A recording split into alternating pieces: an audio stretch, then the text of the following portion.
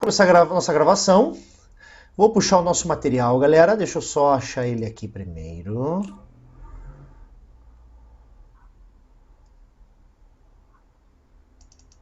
De trabalho. E o pessoal nem se apresentou, né? Pois é, acho que a galera também tava pensando que não ia ter. É, né? Ah, mas que nada. Grava qualquer coisa e depois a galera se Isso, junta. depois eu publico e mando pra vocês. Sim, sim. Deixa eu ver onde é que eu botei aqui o bagulho, agora essas semanas. Eu acho que tá aqui. Então vamos lá, acho que nós paramos aí na questão 24, gente. Enquanto isso eu vou projetar aqui para vocês. Med School. Apostila. Fechou, achei. Vamos lá então, começando a nossa projeção, meu povo querido. Opa, acho que eu projetei coisa errada. Ainda bem que não foi pornografia. Ai, ai. Não, eu não tenho pornografia no meu computador, não. No computador, né, malandrinho? Tá tudo na cabeça. Ó, vamos lá então. Pelos meus cálculos, eu parei na questão 24, então vamos recomeçar na questão 24. A última questão que nós trabalhamos então, pelos meus cálculos, foi aquela de África, de civilizações impérios africanos, que falava ali do Império do Mali. Agora a gente vamos entrar aqui na Baixa Idade Média, questão 24. Bom, vai falar de um franciscano chamado Roger Bacon, e aqui nós não podemos nos confundir de Francis Bacon com Roger Bacon. Francis Bacon é o grande filósofo moderno, pai da ciência moderna atual, que é o cara do empirismo, né? Então vamos lembrar aqui vocês que toda a filosofia moderna ela é dividida entre empiristas e racionalistas. O maior filósofo empirista do período moderno é o Francis Bacon e o maior racionalista do período moderno é o Descartes. E aqui eu me deparo com uma questão que vai falar de Roger Bacon. Muitos alunos vão ver essa questão, vão pensar em Francis Bacon, que são coisas completamente distintas, tá? Bom, o franciscano, isso quer dizer que ele era religioso, ele é de uma ordem religiosa dos franciscanos. Foi condenado entre 1277 e 1279. Bom, aqui eu vi uma data, e eu acho que é importante, antes de nós continuarmos essa leitura, de nós contextualizarmos essa data. Como o título diz, nós estamos aqui na Baixa Idade Média, ou seja, no período final da Idade Média. E a principal característica do final da Idade Média é o renascimento comercial e o renascimento urbano. É a sociedade medieval passando por um processo de modificação, de transformação, onde o sistema produtivo feudal ele está em plena transformação, deixando de ser essencialmente agrário e de subsistência, como economia medieval, para ser uma economia mais capitalista, mais comercial, perfeito? Por dirigir ataques aos teólogos, ou seja, aos religiosos, por uma suposta crença na alquimia, na astrologia e no método experimental, e também por produzir no ensino as ideias de Aristóteles. Em 1260, Roger Bacon escreveu o seguinte texto. Então, olha só que interessante isso, gente. Como é que o conhecimento de Aristóteles, que é da Grécia de 500 anos antes de Cristo, 300 anos antes de Cristo, como é que esse conhecimento aristotélico, do grande filósofo Aristóteles, considerado aí o maior filósofo que a história já produziu, lá do século IV a.C., foi parar aqui no século XIII depois de Cristo. Então eu tenho aí basicamente pelos meus cálculos, aqui quase 1500 anos de diferença. E aqui a coisa mais interessante. Com esse comércio que se intensifica na Baixa Idade Média, o contato com o cristão e o árabe vai ser mais intenso. Então, árabes e cristãos passam a ter um contato maior, principalmente no Mediterrâneo, onde ocorre o comércio, né? Os árabes fazem o comércio da China até o Oriente Médio, os venezianos e os genoveses fazem do Oriente Médio até a Europa Ocidental. Então, há uma dobradinha, há uma divisão do comércio internacional mediterrâneo entre árabes e italianos. aqui nesse período da Idade Média. Bom, e esses árabes, eles dominavam o conhecimento aristotélico. Eles tinham esses manuscritos de Aristóteles antigos. Quando eles entram em contato com a população medieval, se leva esse conhecimento aristotélico. E é a partir desse contato com os árabes que o conhecimento aristotélico volta para a Europa Ocidental. Perfeito? Vamos dar uma olhada então no textinho do franciscano. Pode ser que se fabriquem máquinas graças às quais os maiores navios dirigidos por um único homem se desloquem mais depressa do que se fossem cheios de remadores. Que se construam carros que avancem em uma velocidade incrível, sem a ajuda de animais. Que se fabriquem máquinas voadoras nas quais um homem bata o ar com as asas como se fosse um pássaro.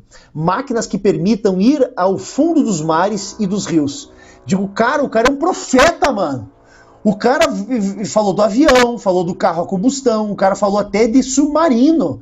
O cara é um profeta, mano. Tu entende? Então, é claro que quando ele mexia com ciência, quando ele mexia com alquimia, né, ciência física e química, e ele fala aí uma coisa dessa, os caras vão dizer, opa, você tem pacto com o capeta, né? E é isso que a gente tem que perceber. A Baixa Idade Média é um período onde o pensamento, a lógica do pensamento, ele é muito mistificado, né? Ele é muito, a gente chama de teocracia, né? O modelo de pensamento medieval, onde se centra no divino, se centra na crença, no dogma, e não numa realidade filosófica, tá? Bom, vamos ver então. Aqui nós temos então o grande Fernando Brodel, que lutou na Segunda Guerra Mundial e morreu da mesma, né? O historiador Fernando Brodel. Opa, acho que eu pulei aqui. Ixi, Maria, foi mal. Então vamos lá, continuando a nossa questão 24. Me perdi. Considerando a dinâmica do processo histórico, pode-se afirmar que as ideias de Roger Bacon... deixa eu ver o meu gabarito aqui, para não dizer bobagem para vocês. Achei. Olhem só, gente. Inseriram-se plenamente no espírito da Idade Média, ao privilegiarem a crença em Deus como principal meio de antecipar as descobertas da humanidade. Então, se o pensamento medieval ele é estritamente místico e dogmático, aqui ele não está sendo dogmático, ele está trabalhando com ciência. Inclusive, ele foi condenado pelo pensamento medieval por ter um conhecimento à frente do seu tempo, por ter um desenvolvimento de um pensamento mais progressista. Então, a A não pode ser sobre hipótese alguma.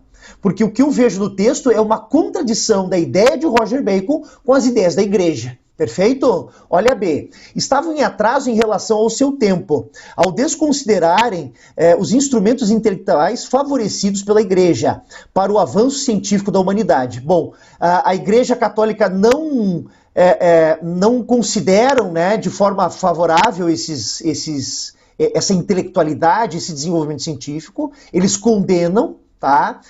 Estavam atrasados. E também o pensamento dele está atrasado. Se nós compararmos o pensamento do Roger Bacon com o pensamento da igreja, o pensamento dele é mais progressista, é mais à frente do seu tempo, e não mais atrasado. Tá? Então ele trocou essa lógica. Ele vai dizer que a igreja está avançada e apoia a ciência, e que o Francis Bacon tem um pensamento religioso e está atrasado. Não é isso que a gente viu no texto. Tá?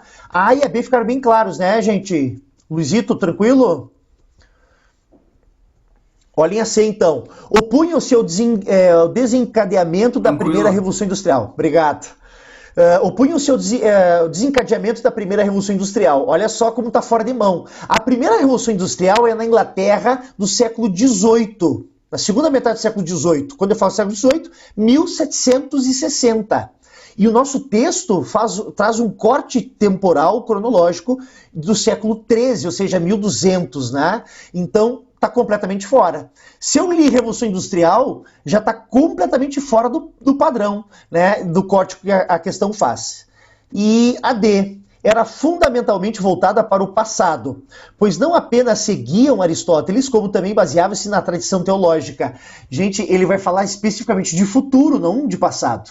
Ele vai falar que no futuro vão ter máquinas incríveis. E aí só pode ser a E. Inseriram-se num movimento que convergeria mais tarde para o renascimento cultural. Ou seja, o que é o renascimento cultural? Primeiro movimento genuinamente moderno, ou seja, né, o primeiro movimento histórico da modernidade é o renascimento cultural. E a principal coisa que o renascimento cultural faz é romper com o padrão medieval, é romper com o pensamento medieval, místico. Então, para mim, ele está divergindo, né? Convergindo. Ele está indo junto com o pensamento renascentista, que é mais antropocêntrico. Ou seja, coloca o antropo, o homem, no centro das referências e das influências. E deixa Deus e o divino um pouco de lado. Então, a E perfeita. Tranquilo? Olhem a 25 de 2006. A 25 diz o seguinte: os cruzados avançavam em silêncio, encontrando por todas as partes ossadas humanas, trapos e bandeiras. Gente, diz que o exército cristão que ia lutar no Oriente Médio para tentar libertar a Terra Santa, né, as famosas cruzadas, e vamos contextualizar essas cruzadas, eu acho que é importante para vocês. Elas são anunciadas pelo Papa Urbano II no ano de 1095, onde ele vai convocar a cristandade europeia, e quando eu falo cristandade europeia, leia-se feudalismo, leia a sociedade feudal da Europa Ocidental, a conquistar a terra de Jesus, a Terra Santa. Claro que isso era uma desculpa de vitrine levantada pelo Papa Urbano II para motivar essas pessoas a lutarem no Oriente Médio. Mas havia uma série de outras motivações. E aí, gente, o caos provocado é muito grande, porque existiam comunidades árabes, muçulmanas, que eram intelectualizadas, que falavam línguas, que liam manuscritos filosóficos gregos, que tinham universidades onde se desenvolvia pensamento. Quando essa cristandade europeia entra nessas comunidades árabes, eles vão destroçar as comunidades árabes. Gente, é um derramamento de sangue, passa faca em todo mundo. Não me interessa se é criança, se é idoso, se é intelectual, se é poliglota, mata todo mundo. E esse é o cenário que o texto nos descreve, né? Onde eles passam, eles encontram as ossadas humanas. No meio desse quadro sinistro, não puderam ver, sem estremecer de dor, o acampamento onde Gautier havia deixado as mulheres e crianças. Lá os cristãos tinham sido surpreendidos pelos muçulmanos. Mesmo no momento em que os sacerdotes celebravam o sacrifício da missa. As mulheres, as crianças, os velhos, todos o que a fraqueza ou a doença conservava sob as tendas, perseguidos até os altares, tinham sido levados para a escravidão ou imolados por um inimigo cruel. A multidão dos cristãos massacrada naquele lugar tinha ficado sem sepultura. Então esse texto vai falar como é que foi um ataque dos árabes sobre as comunidades cristãs. Porque o que acontece é o seguinte, quando ocorrem as cruzadas, quando elas começam, já na primeira cruzada, os cristãos ocidentais, os feudais, os homens feudais, vão constituir reinos cristãos lá no Oriente, onde comunidades da Europa feudal vão viver lá no Oriente. Só que elas vão ser paulatinamente, né, sistematicamente atacadas pelos árabes por estarem dentro da área dos árabes, por estarem dentro do território dos árabes. E aqui tem um texto que revela um massacre dos cristãos, né, que construíram seu reino ali no Oriente Médio. E o próximo texto provavelmente vai falar sobre a visão dos árabes, certo? Foi de fato na sexta-feira do dia 22 do tempo de Shaban, que é um mês religioso dos árabes, tá? Dos muçulmanos, do ano de 492 da Égira. E olha só que interessante, se a Égira é de 622, a data, para saber do que o texto está se referindo, né? A que data o texto está se referindo, basta a gente somar 622, que é o início da era, né? No nosso calendário, mais 492. Vai dar exatamente o período. E aí, se tu juntar 400 com 600, vai dar o ano 1000. Ou seja, vai dar justamente aí o período das cruzadas. Perfeito? Deu para entender essa lógica que eu fiz para vocês? Lembrando vocês que a Égira é a fuga de Maomé de Meca para Yatreb. Ele estava sendo perseguido em Meca e ele foge para Yatreb. Essa fuga é conhecida como Égira, o ano 1 do calendário islâmico. E para o nosso calendário gregoriano é o ano de 622 depois de Cristo. E o Êxodo é? o êxodo, tu tá falando do êxodo dos hebreus. Ah, tá. Os êxodos dos hebreus é lá na antiguidade. Deu para entender? Essa expansão dos árabes muçulmanos é na Idade Média. Eles começam a partir de 632, 633, a expansão. Tá? E o êxodo dos hebreus é lá no Egito Antigo, lá na Antiguidade. Perfeito? Vamos lá então. Shaban, em 422 da Égira, que os franges é como eles chamam os cruzados, tá? Inclusive tem a referência ali embaixo. Se apossaram da cidade santa, ou seja, a cidade santa dos muçulmanos. Então, diferente do texto anterior, que vai falar do ataque muçulmano a uma cidade cristã, a uma comunidade cristã, aqui vai falar sobre o ataque dos cristãos sobre uma cidade árabe muçulmana. Então, olha só, isso é o Enem, gente. Isso é habilidade e competência. A história, ela é vista como a ciência das verdades. Então, eu posso passar eu posso ver uma coisa que a Suelen também viu. Agora, eu vou relatar de uma forma e a Suelen vai relatar de outra forma. Não quer dizer que a verdade dela é maior ou menor do que a minha. Mas ela viu um evento de uma ótica dela. E eu vejo o mesmo evento da minha ótica. Então a história ela é contada por diversas óticas, por diversas formas de ver o mundo. A gente vai chamar de lente. A história é uma lente, né? Cada um vê a história com a sua própria lente, as suas próprias concepções religiosas, individuais. Agora, eu tenho aqui duas visões. E o texto traz, então, duas óticas históricas. Então isso é muito fantástico do ponto de vista histórico, né? Do ponto de vista das habilidades e das competências. Deixa eu ver, então, exilados ainda tremem cada vez que falam nisso. Ou seu olhar se esfria, como se eles ainda tivessem diante dos olhos aqueles guerreiros loiros, e aqui estão falando dos europeus, né? Só porque para serem loiros, os árabes não eram loiros, protegidos de armaduras, como era típico dos cavaleiros medievais, que se espalhavam pelas ruas, o sabre cortante das espadas, desembaiando e degolando homens, mulheres e crianças, pilhando as casas e saqueando as mesquitas. Então a descrição é praticamente a mesma, só que de uma comunidade para outra e de uma da outra para uma. Perfeito? Avalie as seguintes afirmações a respeito dos textos anteriores que tratam das cruzadas. O número 1. Número 1. Os textos referem-se ao mesmo assunto, as cruzadas, sim, ocorridas no período medieval, mas apresentam visões distintas sobre a realidade dos conflitos religiosos desse período histórico. Então, bem como disse para vocês, né? É o mesmo evento histórico, só de óticas diferentes, né? De visões diferentes. A 1 está certíssima. E a 2? Ambos os textos narram partes de conflitos ocorridos entre cristãos e muçulmanos, que é a cruzada, né? Um conflito entre muçulmanos e cristãos, durante a Idade Média, e revelam como a violência contra a mulher e crianças era uma prática comum entre os adversários, tanto de um lado quanto de outro. Perfeito? Então, a crueldade não é de um ou de outro, mas é dos dois lados. Para mim tá certo. Por quê? Porque essa 2, ela vai tratar as duas sociedades com um pé de igualdade. No sentido que as duas praticavam essas crueldades, que não eram pré-requisito nem de uma nem de outra, mas as duas tinham esses mecanismos. É que nem a degola na Revolução Federalista do Rio Grande do Sul, né? Revolução Federalista que se inicia em 1893, que foi a penúltima guerra civil que o Rio Grande do Sul viveu, entre chimangos e maragatos, se tinha uma prática da degola. Por quê? Porque fazer prisioneiro é caro, né? Eu preciso tirar um soldado que está na frente de batalha para cuidar do prisioneiro. Para fazer o prisioneiro, eu tenho que ter uma infraestrutura para segurar o prisioneiro, tem que alimentar o prisioneiro. Então fazer prisioneiro é caro. Na Revolução Federalista não se faziam prisioneiros, se degolavam os inimigos. E essa era uma prática tanto de chimangos quanto de maragatos. Então eu posso fazer sim uma relação com a Revolução Federalista, com esses dois textos que a gente já recém viu aí. Perfeito? E a 3? Olha só a 3, Sussu.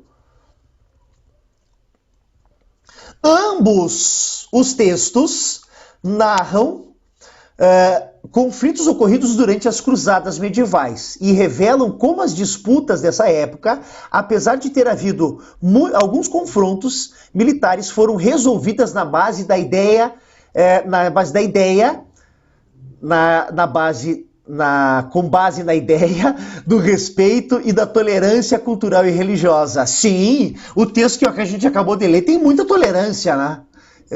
Não é bem isso. Então essa aqui, vocês viram como é uma questão basicamente interpretativa, gente? Eu às vezes vejo alunos apavorados com o Enem. O Enem, meu Deus, é um tipo de raciocínio que eu não sei.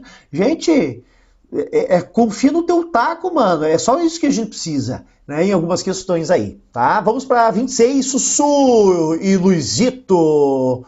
Questão 26, professor Rafinha tá animado. Sexta-feira, dia de ficar bem louco, dia de arranjar briga com a polícia, da cavalinha de pau, forçar demissão. Vamos lá. A peste negra dizimou boa parte da população europeia. Alguns dados históricos trazem aí números de 70 milhões de pessoas mortas. Outros dados históricos menos conservadores vão trazer aí 200 milhões de pessoas mortas por essa peste bubônica, né? O fato dela ela fazer erupções na pele que eram bubões, tá? Uma infecção que acabava se tornando uma infecção generalizada. Só lembrando vocês que essa peste é uma peste de origem oriental, né? Como o coronavírus atual, essa peste bubônica ela também era de origem oriental e ela vem para a Europa Ocidental justamente por causa do comércio internacional. Então essas embarcações que vão do Oriente para o Ocidente, elas trazem mercadorias, elas trazem ideias e elas trazem ratos. Esses ratos têm uma pulga que transmite a peste bubônica, mais conhecida como peste negra. Eu, pessoalmente, não gosto de usar o termo peste negra, porque eu acho que tem uma questão étnica-racial que está intrinsecamente atrelada, né? Intrinsecamente vinculada com essa palavra, né? Que ela tem usos históricos muito pejorativos, então eu prefiro não utilizar. Apesar que eu tenho que deixar bem claro que os vestibulares vão chamar de peste negra, certo? Eu gosto de chamar de peste bubônica. Dizimou boa parte da população, com efeito sobre o crescimento das cidades. Então, o que quer dizer com isso? As cidades medievais, elas cresciam aceleradamente e de forma desproporcional, pouco planejada. Então, as pessoas começam a construir um barraco de madeira um lado do outro. Perfeito? Ruelas estreitas, sem esgoto, sem água encanada, não tinha banheiro dentro de casa, as pessoas faziam as suas necessidades no piniquinho, jogavam pela janela no outro dia, né? Então tinha esses detritos humanos, né? Fezes e urina nas ruas, animais. As casas, quando pegavam fogo, o fogo se alastrava muito rapidamente. Então essa cidade é um caos. O indivíduo medieval ele toma pouco banho, ele não tem uma higiene muito aflorada, né, muito desenvolvida. Então, quando esse ratinho chega nessas cidades insalubres, né, essas cidades sem infraestrutura de higiene, essa doença vai se espalhar rapidamente. Tão rápido que, assim como o coronavírus, ela se torna uma doença democrática. Apesar de a gente ter que ter cuidado com isso que eu disse para vocês, né? Como é que uma doença pode ser democrática, né? A democracia seria um conceito bom, mas a doença é um conceito ruim. Mas como que tem a dizer com isso, Rafa? A doença ela é tão grande, ela se espalha tão rapidamente que ela não tem classe social a ser atingida. Ela não vai ser própria de uma classe social ou de outra, né? Tal classe social não pega a doença, a outra... Não, todo mundo pega, meu querido. Todo mundo pega. Inclusive o rei Luís, né, que não é Tondelo, mas é Luís XIV, ele mandou construir o maior palácio da época a 80 km de Paris, justamente para ficar longe das doenças de Paris, né, das típicas doenças medievais que se desenvolveram em Paris. Ele manda fazer o palácio em Versalhes, famoso palácio de Versalhes, que nos trouxe aí vários acordos, né, em Versalhes. Então vamos lá, continuando a leitura. Eu me perdi aqui. O conhecimento médico na época não foi suficiente para conter a epidemia, ou seja, havia um atraso intelectivo, tendo a ideia de que na Idade Média a ciência, o conhecimento, ele é embasado pela crença, pelo divino. Então não há um desenvolvimento científico. Se nós pegarmos os árabes, por exemplo, eles tinham um conhecimento médico muito mais avançado que os ocidentais, que os feudais. inclusive com produção de medicamentos bem desenvolvida, né, uma alquimia bem desenvolvida. Os árabes inventaram um álcool, para vocês terem uma ideia. O conhecimento médico, então, da época não foi suficiente para conter a epidemia, assim como na atualidade nós temos uma doença que o conhecimento técnico não está sendo suficiente para controlar o número de mortes, né, gente? Então a história se repetindo. Na cidade de Siena, Agnolo de Tura escreveu: as pessoas morriam a centenas de dia e de noite, e todas eram jogadas em fossas cobertas com terra. E assim que essas fossas ficavam cheias, cavavam-se mais. Eu enterrei meus 5 filhos, 5 filhos, com as minhas próprias mãos. E morreram tantos que todos achavam que era o fim do mundo. Certo? Então, gente, isso aqui para mim é muito sério, né? Que a gente consegue ver pela descrição da época, né? Pelos manuscritos da época, a dimensão da doença. Né? Então, as pessoas morreram centenas de dia e de noite. Porque é uma doença que ela vai se manifestar e vai levar à morte em poucas semanas, gente. Então é uma coisa assustadora. E esse é um outro problema que se tinha na Idade Média, é enterrar apropriadamente os corpos. Porque se eu não enterrar o corpo e ele ficar sobre o solo, né, moribundo, a chance dele contaminar mais gente é maior. Então era preciso, muitas vezes, eles enrolavam, botavam cal em cima, né, para não deixar essa doença se alastrar. Mas haviam situações e regiões onde o número de mortes era muito grande e não tinha como se fazer esse controle. Olha só que interessante, gente. Muitos judeus que viviam na Europa Ocidental foram condenados por sua infidelidade religiosa, por não serem cristãos, por não serem católicos, por serem judeus, eles foram condenados por ter trazido a ira de Deus. Então Deus estava castigando as pessoas e as comunidades por causa da presença dos judeus na comunidade. E esses judeus vão ser perseguidos sistematicamente durante a peste negra, porque eles serviram de bode expiatório, né, como responsáveis pelas doenças. Então seria um holocausto medieval, gente. Perfeito? Outra, haviam cidades inteiras que as pessoas ficavam isoladas, onde os doentes cuidavam dos doentes. Porque havia também uma ideia religiosa de que se tu está doente, Suelen, é porque Deus está te castigando. E se Deus está te castigando, quem sou eu para te tratar? Eu não vou te tratar. Tu entende? Se Deus te deu um castigo, que é a doença, e eu tenho remédio, eu não vou te dar o remédio, porque eu não vou contrariar o castigo divino. Então muitas dessas pessoas eram jogadas e diziam: velho, Deus te deu esse castigo, morra. Alguns padres que tinham uma certa consciência que acabavam ajudando essas comunidades. Vamos lá ver então o testemunho de Agnolo de Tura, um sobrevivente da peste negra que assolou a Europa durante parte do século XIV. Lembrando vocês que o século XIV é o século da grande crise medieval. Aquela crise que ela é composta pela tríplice maldita. Qual que é a tríplice maldita que compõe a crise do século XIV? Peste, fome e guerra. Peste, fome e guerra. Peste negra, a grande fome medieval e as guerras, né? A Guerra dos 100 Anos, as revoltas camponesas. Perfeito? Vamos ver lá então. Sugere que o flagelo da peste foi associado ao fim dos tempos. Para mim essa é a ata certa. E é isso que eu interpretei do texto. Alguém tem alguma objeção na A? Não tem nenhuma objeção. Vamos ver as outras? Olha a B. A igreja buscou conter o medo da morte, disseminando o saber médico. Não, o texto vai ser bem claro que os saberes médicos eram limitados. Perfeito? E o Pro Rafinha ainda reforçou para vocês, dizendo que os árabes tinham um conhecimento muito mais avançado. C. A impressão causada pelo número de mortos não foi tão forte, porque as vítimas eram poucas e identificáveis. Não, o texto é bem claro. Morriam as centenas. A D. Houve substancial queda demográfica na Europa no período anterior à peste negra. Não, o período anterior foi um período de crescimento. Tá? O período anterior é um período de crescimento. A queda demográfica, ou seja, a diminuição populacional, vem como consequência da peste e não, né, a queda demográfica como consequência da peste, mas a peste como consequência da queda demográfica. Perfeito? E aí? O drama vivido pelos sobreviventes era causado pelo fato de os cadáveres não serem enterrados. Não, eles eram enterrados em valas comuns, né? Sem uma identificação, sem personalizar. Por quê? Porque quando a gente enterra um ente querido, a gente quer fazer uma personalização para o enterro do ente querido, até para o nosso ritual de passagem. Aqui não se tem um ritual de passagem. Aqui não se faz esse processo de intimidade com a morte. Perfeito? Então, vamos para a última, 27, eu libero vocês. 27, Sussu, ânimo do corpo. Luizito, que está nu, não quer abrir a câmera, vamos lá.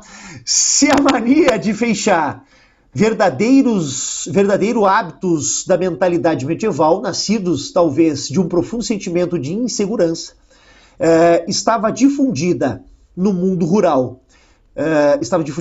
estava ao mesmo modo no meio urbano, pois que uma das características da cidade era ser limitada por portas e por muralhas. Gente, aqui estou falando então da Baixa Idade Média, a formação das cidades, e que a gente chama de burgos, que são os comércios que surgem primeiro dentro dos muros, o intraburgo, e o comércio ficou tão grande que dentro dos muros do senhor feudal já não era suficiente para ter tanto comércio. Eles começam a construir o comércio fora dos muros, o extraburgos. Inclusive tem cidades medievais que os caras têm uma rodela de muro, né, fazendo a circunferência na comunidade. Quando a comunidade vai crescendo, eles fazem outro muro por fora. E tem das cidades que tem um terceiro muro por fora fazendo a circunferência. E isso demonstra o processo de crescimento das cidades medievais. Perfeito? Vocês viram que a minha mulher estava tirando um soninho lá, né? E acordou agora, essa bagaceira, não fez almoço, tá dormindo com os doguinhos. Esse texto, cara, é de um dos historiadores medievalistas mais importantes hoje, é o Georges Duby. Certo? Se eu não me engano, ele é vivo ainda, ele é um historiador francês, um dos mais importantes historiadores medievais. A prática e os usos das muralhas sofreram importantes mudanças no final da Idade Média, quando elas assumiram a função de pontos de passagem ou pórticos. Esse processo está intimamente associado com o comércio internacional, gente. Por quê? Porque se eu tenho que fazer comércio, eu vou parar em lugares onde eu consigo preservar o meu comércio e as minhas finanças. Ou seja, eu preciso parar e fazer paradas em lugares seguros, que tenham a segurança do senhor feudal regional. Ou seja, dentro dessas muralhas ou em torno dessas muralhas. Perfeito? Então, o crescimento das atividades comerciais urbanas, para mim, é A. Eu não faria mais nada, nem vi o gabarito. Vou ver o gabarito agora. É A. Deu para entender isso, gente? A relação da muralha com o comércio, como uma forma de proteger a economia que estava nascendo e se desenvolvendo nesse período. Vamos ver as outras. Migração dos camponeses e artesãos. Não, a migração são dos camponeses, que vão com o tempo se tornar artesãos, porque o artesão é da cidade, o camponês é no meio do rural. E no final da Idade Média a gente vê um processo de desruralização, né? De fuga do campo em direção às cidades. Na C, a expansão dos parques industriais e fabris. Não, eu tenho desenvolvimento das manufaturas da Idade Média. Mas indústria só na Inglaterra de 1760, depois da Idade Média. Aumento do número de castelos e feudos, essa poderia ser uma segunda opção. Tá? Por quê? Porque o comércio vai levar ao aumento e a referência que ele está falando é das muralhas, dos castelos. E aí? A contenção das epidemias e das doenças. Não, gente, a gente sabe que o muro, né, não impede a propagação de uma doença, né? Dependendo da doença, outros elementos são mais importantes, como, por exemplo, atualmente o uso da máscara. Certo, gente? Pessoal, então, beijíssimo no coração de vocês. Vou já fazer os cortes que eu preciso fazer nessa edição aqui, nesse vídeo, e eu já mando pra galera toda, tá? Próxima aula, a questão 28. Beijos! Valeu, Luizito! Beijo, tchau. Tchau, tchau. Amor, tu tava falando muito rápido. Muito rápido? Muito rápido. Você fez inteiro? Eu achei que tu tava falando muito rápido.